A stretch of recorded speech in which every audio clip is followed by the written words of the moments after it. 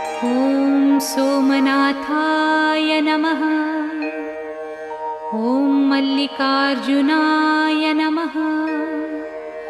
ॐ महाकालेश्वराय नमः। ॐ ओंकारेश्वराय नमः। ॐ वैद्यनाथाय नमः। ॐ भीमशङ्कराय नमः। ॐ रामेश्वराय नमः। ॐ नागेश्वराय नमः।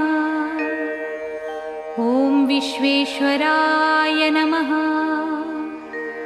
ॐ त्र्यम्बकेश्वराय नमः।